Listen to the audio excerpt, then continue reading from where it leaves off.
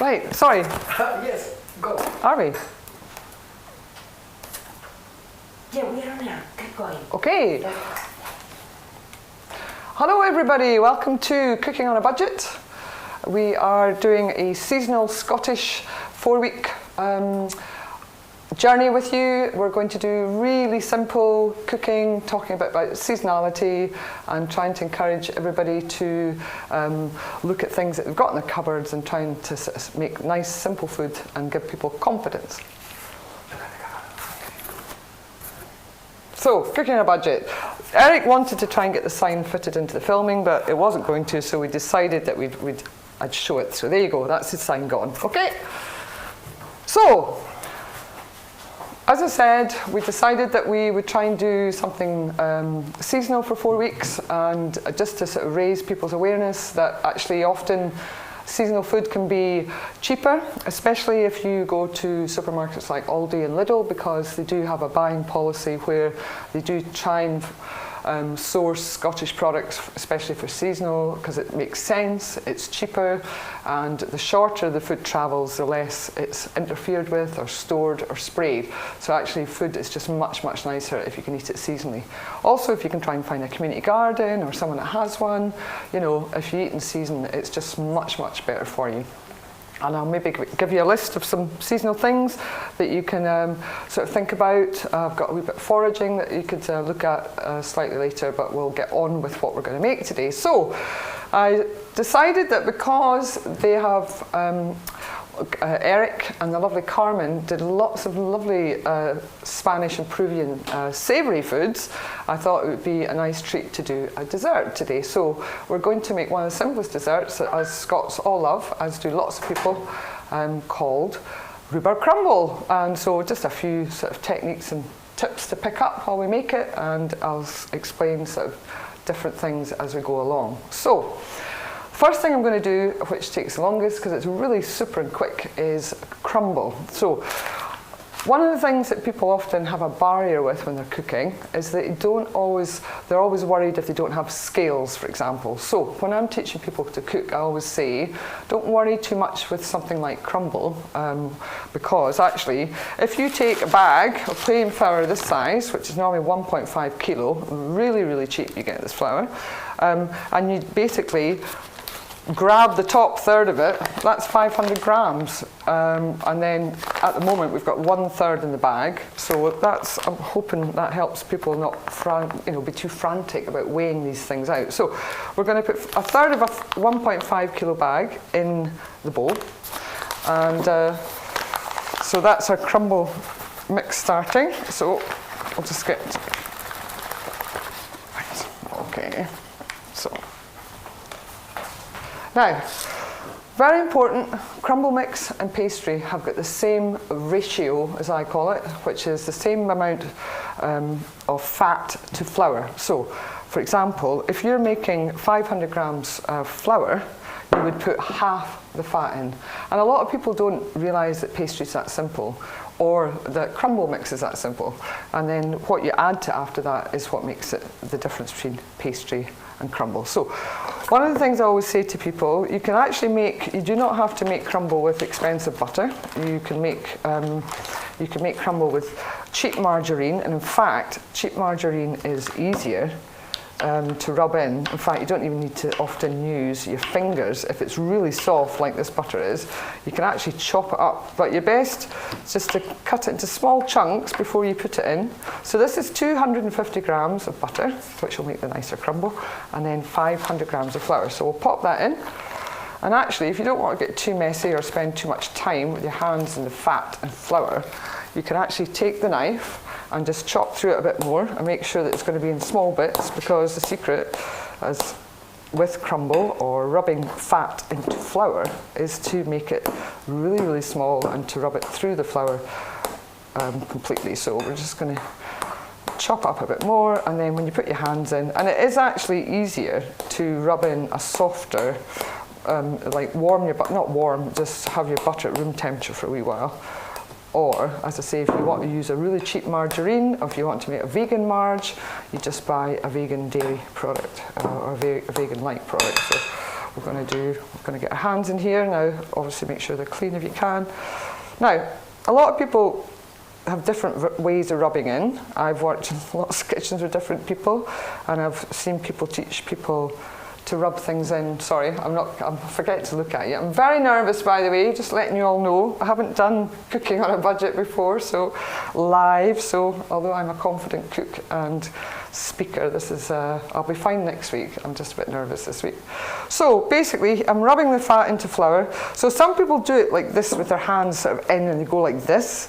But actually, scientifically, and I will mention science quite a bit while I cook, because that actually helps you understand what's going on, and also it's sort of just a few handy hints and techniques. So I'm rubbing the fat into flour here, and it's coming up there. It can be really fine, or you can make it quite chunky for crumble.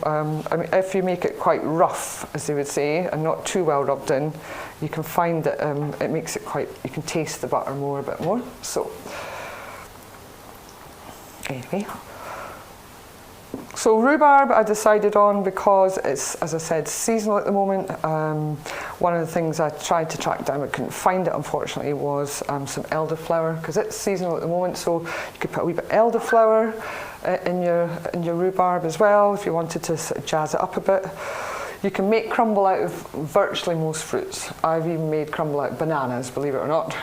When I've had the junk food project and we've had a box of bananas, I've made crumble out of bananas. But it is better with a softer fruit like rhubarb, apple, but you can do apricots. You can actually make a mixed crumble, so you can put different fruits in it, and that's also really nice as well. Or you can take some berries and throw them through rhubarb crumble. You know, you can be as creative as you like. And although the rhubarb has a wee bit juice that will come out, you can actually pour, I've got some berry juice there that I brought in to show you that if you wanted to add another layer of flavour to your rhubarb underneath, you can put some fruit juice in it. Pineapple makes a nice crumble. As I say, you can make crumble out of most things. And when I do the junk food project, we often make crumble because it's always fruit that needs used up when we get it. So we're getting there. So one of the things you'll start to see is it's starting to it's still quite rough though, so we need to do a wee bit more. So pastry is the exact same ratio of fat to flour, half fat to flour, except this part is really important when you're making pastry because you can actually introduce air and lightness into your pastry. You can do it between your fingers, but if you lift it up like that, I know it sounds a bit silly, but it does actually introduce a bit of lightness into your crumble. So we've got nobody asking any questions yet, but that's okay. I will answer them when they come. One of the questions I've got for the audience is that there is a part of me would really like to teach people to cook what they would like to learn, or if they've got any Achilles heels, just simple stuff. I know that mine is sometimes, I'm not always confident with certain types of rice, but although I can make a good risotto, so we've all got our Achilles heels. So if anybody was interested in if anybody has got anything they've got burning that they would really like to teach. I've had a request for scones. Yes, you can use margarine. I mentioned a wee bit earlier that you can make crumble vegan, no problem at all. So you can use a vegan marge, or there's lots of good. I mean, it's just so much easier to get vegan versions of everything and to make vegan versions of everything now. So we're very lucky. So that's the crumble just about there. It's quite rough, but it'll be lovely. As I say, this is the exact same process when you're making pastry, and we're going to do possibly a pie next week for you. So I'll not let you know anymore in case we change our minds. But anyway, so I think we're nearly there. That's it all rubbed in.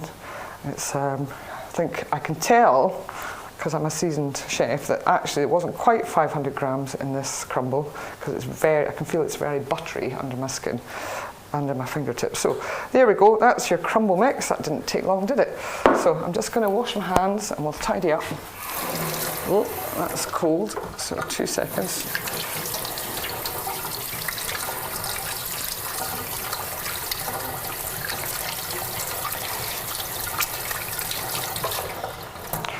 Always really, sorry. No, I actually mentioned that the butter, I mean, some argue that it should be cold, but I actually would argue that it's easier to rub it in if it's not too hard. It's actually less work. It's up to you if you're only making a small amount, but if you're making quite a reasonable sized batch like that, it definitely is better slightly warmer, because it just rubs between your fingers better and easier. So, right, okie doke. So that's your crumble mix. Now, what makes this not pastry and crumble is that you add sugar to it, and that's the nice thing about. I know you can buy crumble mix, you can buy crumble mix in a packet, but a lot of processed food, as you know, has got a lot of sugar in it. So you can actually make this as sweet or not sweet as you like. You know that you can also make vegetable crumbles with the exact same product, but you would just put herbs or something savoury through the topping. But you can also make vegetable crumble, and that's also really nice. So I'm just going to put some sugar now in our crumble mix. And I think that's actually quite a lot of crumble mix for the size of crumble, but we can always turn it into sweet pastry for another session. So I'm not going to measure this, but I think with this ratio of fat to flour, So we're looking now at 750 grams. If you wanted quite a sweet crumble, you'd probably put at least 200 grams in. Okay, so American cup wise, or spoon, if you take a reasonable size spoon, that's nearly 50 grams. So if you're really keen to weigh things, you can. Now, I think that's a wee bit less. So a wee bit more sugar. We don't want it too sweet. And then the next thing is, you can actually put different things through. Again, if you want to be creative and make things different, people go, ooh, that's nice. You can actually put oats in your crumble mix. In fact, you can make crumble mix with a much smaller amount of flour and make it with oats and butter as well. And that's really nice. It's just a really different thing. But it's very nice as well. So just mix your sugar through. You can't really put the sugar in before you rub it in, okay, from a science point of view, because it would stick faster. So the minute you put the sugar in, you're really making it ready to rock and roll, as I would say. So just about there. And then I'm just going to put a wee bit of oats in it so you can see what it looks like if you do put oats in. So I'm just, again, a lot of this is just texture, flavour, and making things slightly different. Sorry, does the butter need to be cold? No. What type of flour? To be honest with you, for crumble, it doesn't matter, but if you're making pastry, it should always be plain flour, because if you put self-raising flour in a pastry, it changes its whole texture. But plain flour is your best. And if you're looking, if you're thinking about what you've got in your cupboards, plain flour and baking powder, you can, as long as you remember the ratio of baking powder to flour, you'll never go wrong if you've got plain flour. It's such a versatile ingredient. You can make so many things out of it. So, okay, so we've got a wee bit of oats in that just to change the texture of it. You can put nuts through it. You can put all sorts of things in a crumble mix. So I'm going to put that to one side. And now I'm going to basically cut the rhubarb up and explain a wee bit about, when you cook things or blanch things. So 2 seconds. Okay, so we have some rhubarb, and I'm very glad to say that this is actually from an organic garden across the road from Bridgend, and they brought us some lovely rhubarb, another reason why we chose to make crumble. And so I'm just going to give the knife a quick wash, excuse me. So I meant to say, can everybody hear me okay? Am I mumbling? Is everybody happy with the volume? Things like that. So, 2 seconds.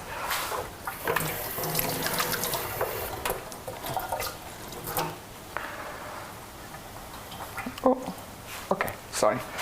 Right, the important thing is when you chop up anything to boil it, you need to always make things the same size.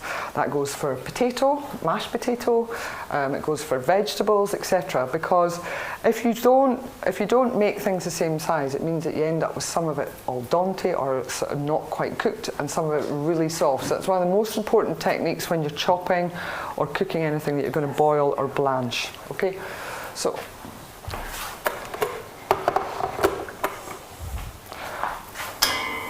Okay.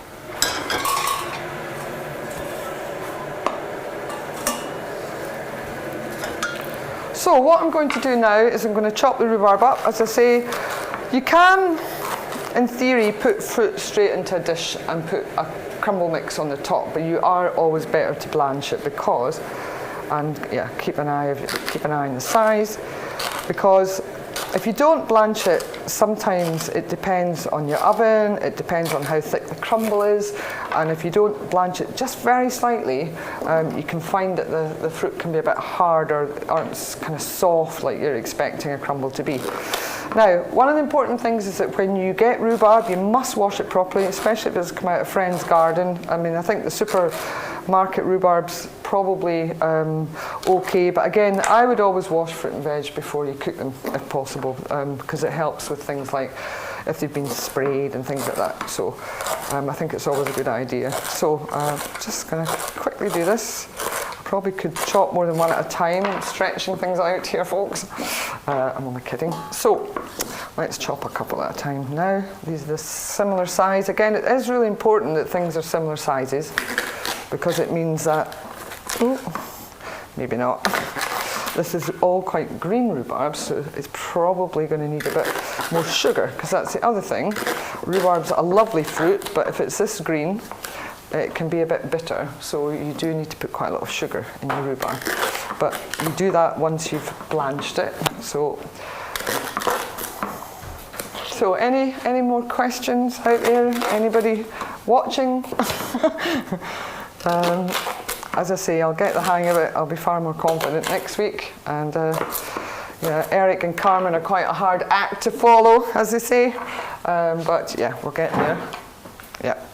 Okay, so the other thing we're going to do, as I say, we're going to blanch these. And what I mean by blanching, for people that don't know, is that you're just literally putting hot water into it to just take the tiny wee edge off this. Because I think if you put this straight in a dish with crumble in it, although it's got this kind of crunchiness about it, whereas if you blanch it, you take that away and it just helps.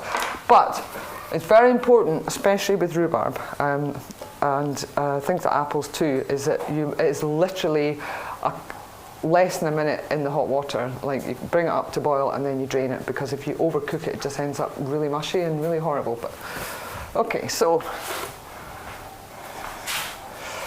the other thing it's throwing me out here is that I'm not doing it in my own kitchen, so I'm doing quite well, I think.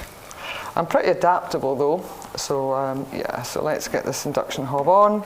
Again, I've not used this induction hob, so fingers crossed.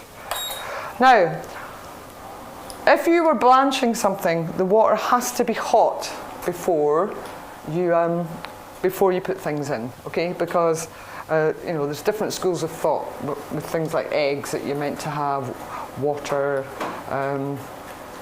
What is the season for rhubarb? The season for rhubarb is now, actually.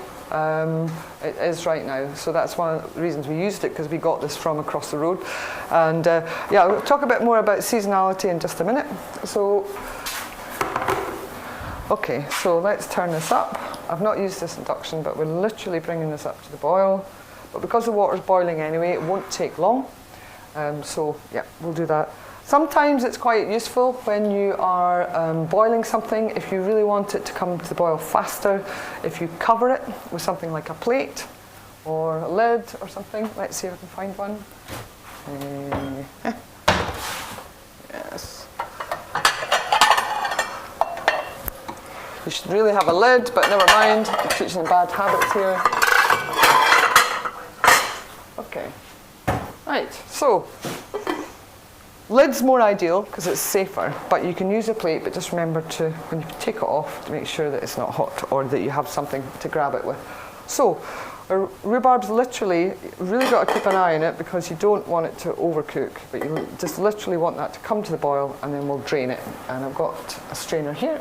Perfect.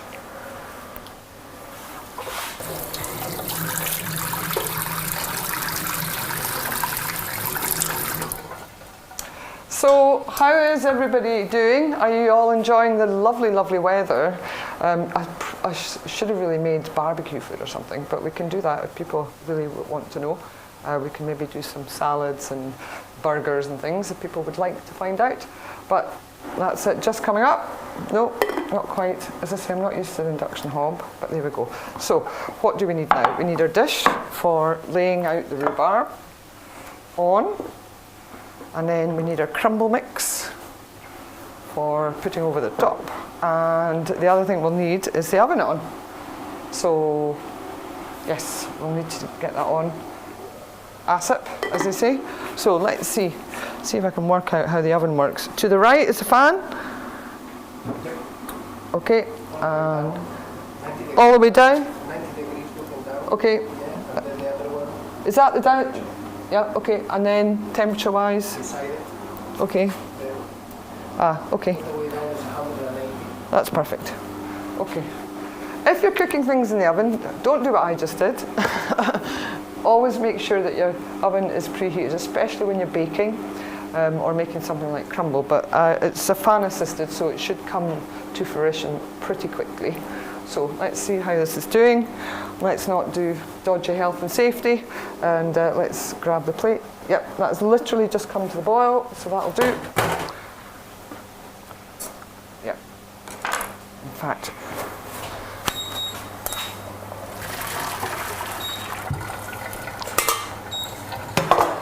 So, off. Okay, so that looks lovely.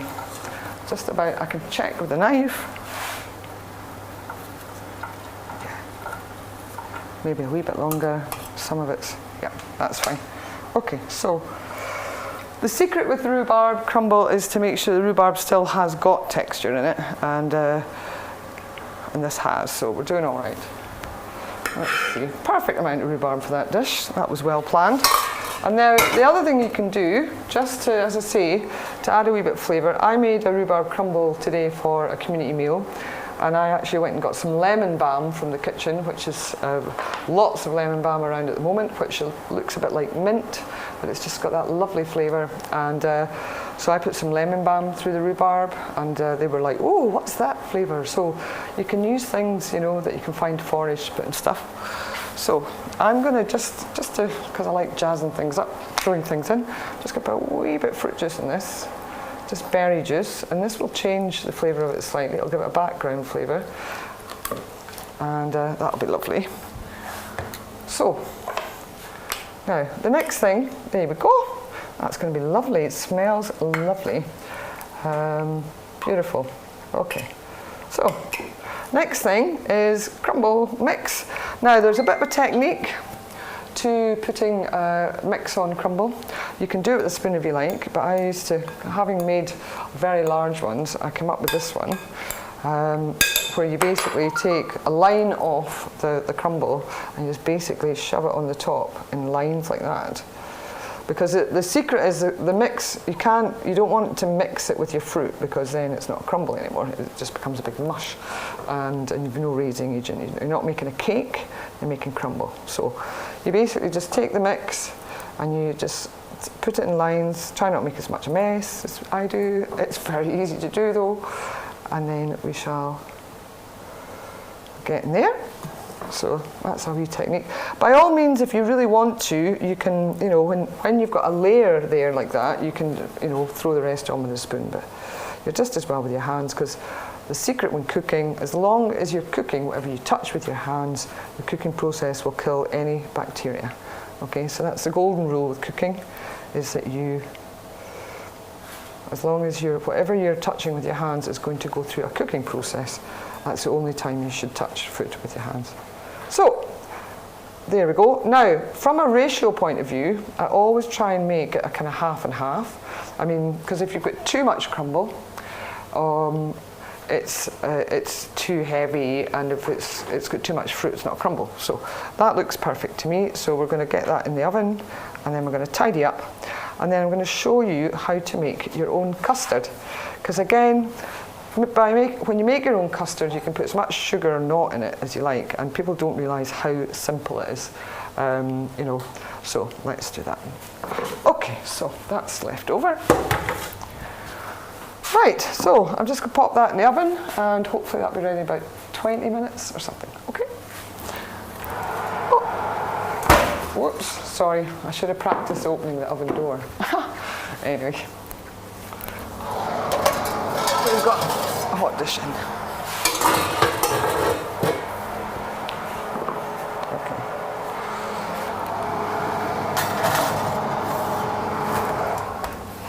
Okay, I'll maybe put it up just a wee bit. So, there we go. There's crumble. I'll just tidy up a wee bit, 2 seconds. Did I leave that on there? Yes, okay. So if you can, take the worst of the debris off rather than get it all over your cloth and make it all mucky, and then we'll wipe it down after that. So, what other types of crumble can you make? As I said, you can make apple crumble. I've made crumble from pineapple. Pineapple crumble is lovely, actually. The oven temperature is, Eric said 180. I think it depends on, I suppose, yeah, 180, because you don't want to cook it too quickly, because then your crumble mix burns and your fruit might not be quite the way you want it. So yeah. Would you want it less than 180? Less than 180. No, but because yeah. it's very sweet, there's a lot of sugar. Yeah. So the more sugar, the faster it's burned. Yes, okay, so Eric's pointed out that if you make it too hot, because of the sugar in it, because sugar burns everything it's in. So yeah, you're best not to have it too hot. Probably 160. Yeah, okay. I think that I don't know, we rush, I would think. There we go. I've turned it down for just to say that, yeah, the minute you put sugar in anything, if you cook it in the oven, it's always going to have a higher temperature because, as you know, sugar's got a higher boiling temperature than anything else. And so you've got to be really careful with hot sugar. So, okie doke, I'm just going to drink water. How's everybody? So I mentioned that we can do apple crumble. I mentioned that you can do pineapple crumble. I've made banana crumble. I wouldn't recommend it, but it's edible. I don't know, any soft fruit. Pear crumble's really nice. I've done pear and almond. You can mix fruits up. I actually quite often make crumble when I just want to use things up. I mean, and that's the kind of pudding it is. And I think it maybe was made for that reason. It's stretched fruit out. Can you add rum? Of course. You can add rum if you like. I think, what would I put in the rhubarb? Probably put in I don't know, elderflower is really nice. Yeah, you can put any white alcohol in anything you cook if you really want to.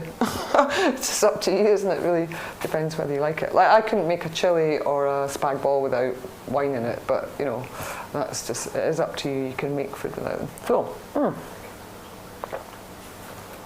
right, okay. The next thing we're going to make is I'm going to show you how to make a fresh egg custard. So this is a wee bit different from a baked custard where you would make a custard tart, or you can actually make custard and bake it in the oven in what they call a bain-marie. So it sits in water and it sits in the oven. But we're just going to make this on the top. And the reason I wanted to show you is that lots of people buy tin custard or custard powder, but it's actually so simple to make. And again, it's about thinking about what you've got in your house that you could use up and think, oh, I've got a couple of eggs, I've got some milk. Actually, I could make some custard, so we're going to do that. Okay, so you start off with your pan. I'm just wondering, should I do it in the induction hob for easiness? Should I do it on there for easiness for you? For filming? Doesn't matter. Okay, all right, so I did it on the gas earlier. How do we practice? I cheated because I hadn't made one for a while, but yes, no, it's going to be, we're going to do that. So, again, when you make your own custard, sorry, I keep trying to remember the camera. When you make your own custard, you can put as little or as much sugar in it, and you can also make custard. If you can forget the eggs because we're going to put a wee bit of corn flour. So basically, a custard is a thickened sort of milk product, but you can make vegan custard really easily. So, for example, I found some of this at Bridgend. This is a cashew milk, or you could use an almond milk, or depending on what flavour you want, you could use an oat milk. As long as you you like the flavour of that milk, but I put vanilla essence in my custard, so you could also put a wee drop of vanilla essence in a non-dairy milk to give it a more of a custard flavour, and you'd obviously forget the eggs as well. So, all right, so we're going to put them. Again, when you're measuring, I always say to people, that's sometimes a barrier for people when they cook. They go, oh, I haven't got a measuring jug. But actually, one of the things that you can do is a normal glass that you drink out of water-wise tends to be about 300 mils, depending on how big or small it is. So that's quite a nice thing to measure about. So this is a litre, and I put half of this already in my first custard. So this is 500 mils of liquid when you look up the ratios online as well. So and again, we're trying to make it cheap. Some of the recipes had half cream, half milk. You can make a really nice custard with just milk and eggs and sugar. So, we're trying to teach people how, not to go and spend lots of money, and how they can make these things really easily themselves. So we've got that in the pan. What's really important now is that you need to put in your eggs and your corn flour before you start warming it up, because if you warmed that milk and then tried to add eggs and corn flour, it would just turn into a horrible curdled lumpy mess. So what I did was, here we'll do the egg yolks on here. Where did the eggs go? They are here. So One of the easiest ways, everybody's got this thing about egg yolks and spoons and stuff, is that always make sure you've got 2 dishes so that you've got something to separate your egg yolks into, because some people go, oh, sugar like this, so, and give it a wee crack. If you're not confident about splitting the egg into the shell, sorry, which I am, you can actually put it in your hand, because again, this is going to be cooked.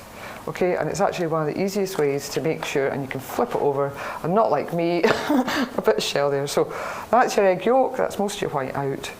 You're not making meringues though, so it's not the end of the world if you end up with a wee bit, and you can always pick the shell out. So sometimes when you do it in the shell like this, you can find that the shell can pierce the yolk, and then it all goes all over the place. So in some ways that's why it's easier to use your hand. Okay. So that's your 2 egg yolks there. And the egg whites, you can use egg whites for all sorts of things. You can use it for, if you're coating chicken and fish instead of the whole egg, it serves the same purpose. The egg size doesn't matter at all. I suppose the bigger the egg, the more the yolk and the slightly richer the custard will be, is the answer to that. So we've got some egg white, we're putting that to one side. And yeah, you can look up lots of recipes for that. I'll just wipe down.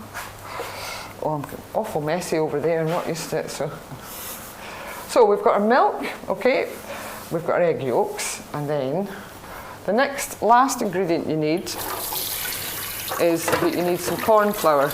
Now I made the practice one because I wanted to double check the ratios were going to be right. So I've got corn flour here. So I'll just show you on the pan. It makes it easier for the people to see what's going on. Okay, so the most important thing, you can do it with duck eggs, not a problem. You can do it with any type of egg you like. So the most important thing if you're making any kind of sauce or custard is a whisk. That is your friend, shall I say. So next thing is some sugar, and then I've got some vanilla essence here, and then as I say we've got corn flour. So let's just get some. Now what I did was when I made the one a wee while ago, just to double check, is I put in, this is a dessert spoon, okay? So remember this is 500 mils of milk, you've got 2 egg yolks, and then I put in quite a large dessert spoon, if I can get it out of the bag. So it was a tight, so maybe, yeah, one of those. The thing is, you can always thin it down a wee bit if you wish, or you can thicken it up, but I can explain the technique for that later. So all you do basically is you shove it all in your pan like this. Your corn flour. You can do, I'll show you another technique with corn flour that makes it easier to get into a hot liquid if you want it to be instantly hot. But, so let's see, I don't want mine too sweet, so I'm going to put about that much. So that's probably, yeah, about 100 grams or so. So what, 500 grams, 500 mils of milk and maybe 100 grams of sugar. Your custard always curdles. Okay, well that's interesting. I think the important thing is if you start with everything in your pan cold, it shouldn't curdle in theory, scientifically, because the secret is you have to man it, as I would call it. So the minute you start warming it up, you need to be there with the whisk, because especially that volume of milk doesn't take long to cook, and it's worth every second, because then you end up with a really smooth custard. So some vanilla essence, I like vanilla essence. I would put something in this. You could make an almond custard, you could put elderflower in this, cordial, and you can make any kind of custard you like, but this is your basic egg custard. So here we go, we're going to go on the ring now. I think I'm going to do it here actually, Carmen, if that's all right. I've got more control over it. Is that okay? Yeah. So, okay, how are we doing, folks? Are we all right? So, how are we doing for time, actually? Are we okay? So what I've done now is I'll just show you here, I've just literally whisked it all, okay? So make sure all the eggs flour, sugar, all mixed in, and then what will happen is you bring it to the boil. Keep an eye on it though, because you do, you want it to sort of just become warm, not too quickly, because if it happens too quickly, if you cook it too quickly, it's maybe why it curdles, because you've not beaten it well enough. Check your crumble. Yep, just going to check my crumble. Oh, ages to go. So yeah, I've got loads of time. So, well, I'm not doing very well manning my custard. I'm too busy tidying up. That's not a good plan.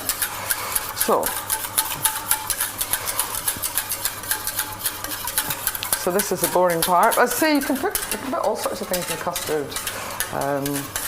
One of the other things I really like is with fruit, especially when it's going off, is that you can. A lot of people don't know this, but you can actually roast fruit if it's starting to sort of like not look so great. You can chop the bits off it, and then you can roast fruit and have it like a compote, as they say.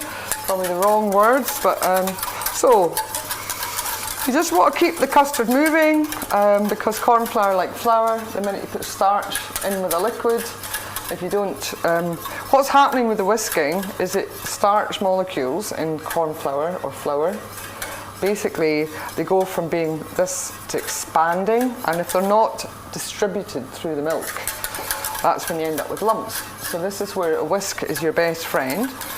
I mean, you can do it with a spoon, but a whisk is always the best answer. You can do it with a fork if you've not got a whisk. And traditionally, we were taught to cook and make a roux or make these things with a wooden spoon and just beat it like mad. Same principle, but a whisk stops it getting too thick. But this is coming to fruition really quickly. The reason you use just the egg yolks is because it's not. It just makes it slightly richer. The egg white kind of dilutes the richness of it. So, but we're getting there. It's just about there. Maybe turn it up just a bit. Oh, I've just turned it off. There we go. Nearly there. But again, I mean, as long as you stay fairly close to it. But what you'll know if it's the right thickness when it comes to the boil. That should be the right thickness. Okay. So, trying not to have any quiet moments. It's not like me to be silent. Right, nearly there with the custard, and then we'll have a wee look at the crumble. So anybody get any more questions? I know I kept it really simple this week because I wanted to get a bit more confident. We do have a time limit, so it does restrict some of the things that I would like to do that we can do. And we've got to keep it like really simple. But for me, it's about teaching people to be a bit more confident, just about basic dishes, and to think about having staples in your cupboard, like butter and eggs and flour, because you can make a very large amount of things with those ingredients, and then sugar to add. But we're getting there.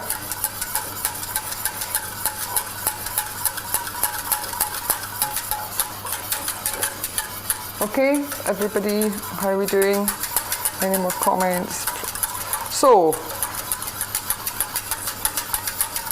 part of me would probably like to know how much, I've got no idea how long this has taken. So a part of me would probably, anybody out there watching want to tell me, 14 minutes only. I've taken 40 minutes. Okay, cool. Okay, well, this is actually, we discussed that we might show you the secret of pastry and things, but I think we'll leave that to next week because I think that we are going to need to we don't want this to be too long for the first one. I think we're nearly there with the custard. I'm going to check my crumble. Woo! That looks lovely. I think we could do with turning it up a bit if we want it ready sooner rather than later. Right, so that's it, just about. I think I maybe could have done with a wee bit more corn flour, but I can add that if needs be. In fact, let's show you how to do that.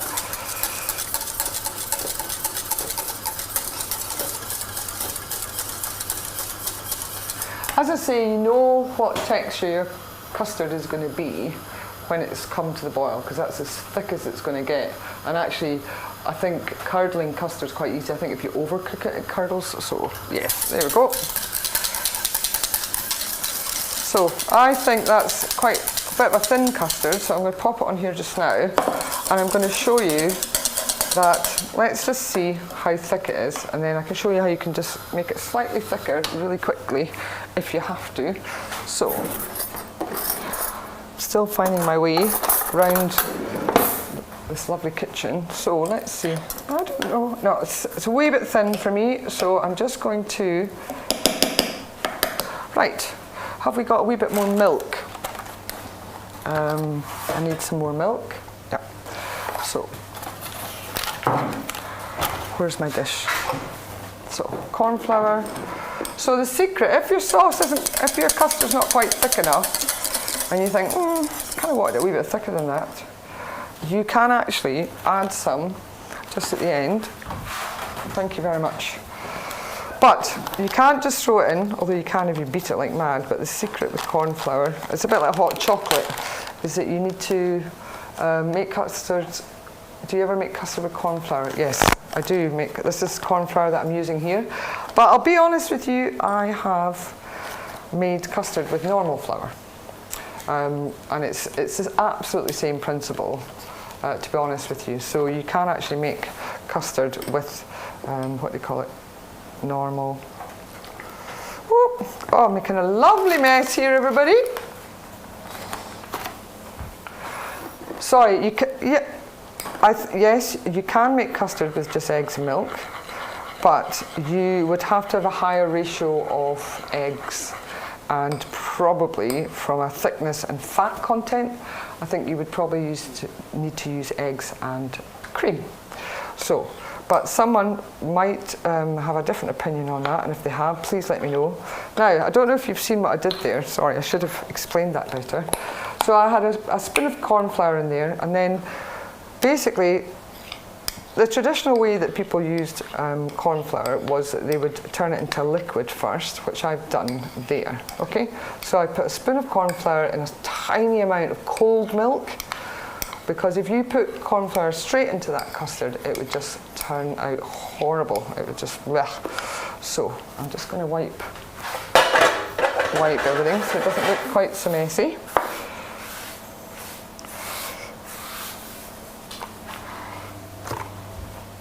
Okay, so I don't know if I'll need all of this, but I'm going to pour this in. The other secret when you're doing this is that you should do it, because this liquid is hot, back to science.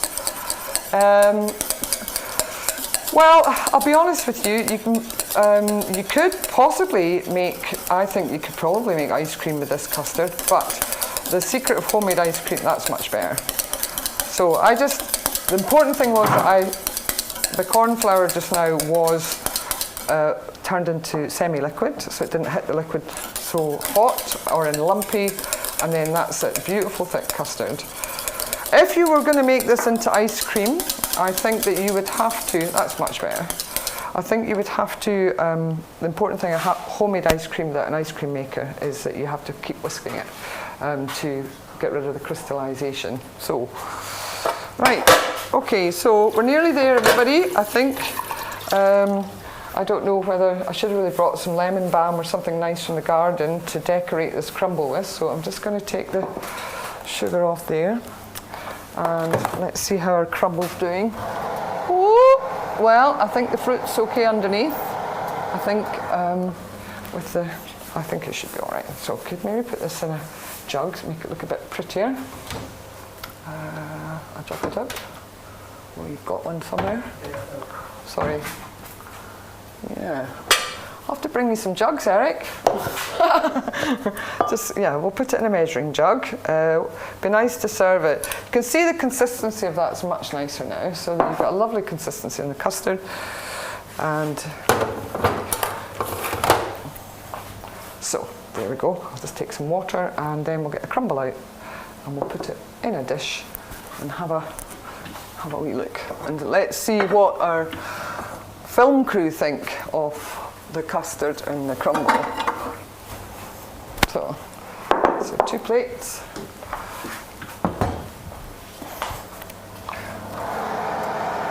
It's still a wee bit light, but let's have a look in the normal light. Sometimes you can't, it's always best when you're cooking something. What drink would you have with this dessert? I don't know. You could have a light glass of white Prosecco possibly. That might go very well. Or a lot of people like dessert wines. I'm not overly keen on them because they're too sweet. Normally you drink dessert wine with desserts, but yeah, I know a glass of Prosecco with crumble. I think most Scots would agree with that. Anyway, or a nice, no, not beer, definitely Prosecco. So, yeah, let's see if this is looking golden. It's a wee bit light in colour, but yeah, you kind of want it, this corner of it here, you kind of want it that colour all over. But the thing is, it'll be cooked. It's just the golden brown element that you're looking for. You want it slightly darker than that. Well, I'll pop it back in the oven. Yep. Oh, it looks nice. Okay. Right. I must like my crumbles darker. So, will we be making Cranachan? I would happily make Cranachan for you. That's not a problem. We'll maybe have an oats session. I'm thinking about maybe doing a session with oats and different things you can do, and possibly a session with potato, different things you can do with that. So please keep sending us ideas, because really, you know, this is about teaching people things that they'd like to learn, rather than, I think with the Spanish and the Peruvian, it was about I found them fascinating to learn how to make these simple dishes from other countries, but for, you know, the Scots eat such a wide variety of food, and actually teaching people just how to make things that they'd like to learn to cook, that they'd rather cook themselves, is, you know, would be really good. So we get some spoons now, shall we? And serve up some crumble for our very hard-working film crew. They've been marvellous. And they've not made me laugh or anything. I've been too busy going, oh, but I'm fine. But I think that, oh, the rhubarb is perfectly cooked. It looks lovely. You should still really, if you can, have a tiny wee bit texture in your fruit, because it does make a difference to how the whole dish is. If it's too gooey underneath, you can't even realise what fruit it is. So there's one. I'll just do the one. Smells divine. Putting that wee bit berry juice in with the rhubarb really has, I can smell the two of them, they're really together. So can we have it at the farm? Absolutely. Well, we actually had it at the farm today, folks. We actually served this exact same dish to our lovely community lunch. So, and then you just pour a wee bit custard over the top. There you go. Perfect. Okay. So maybe we should get an opinion. But that's your rhubarb crumble and custard, everybody. And I know it was very simple, but I thought it would be a nice treat for you to learn how to make such a simple dessert that's got so many kind of varieties.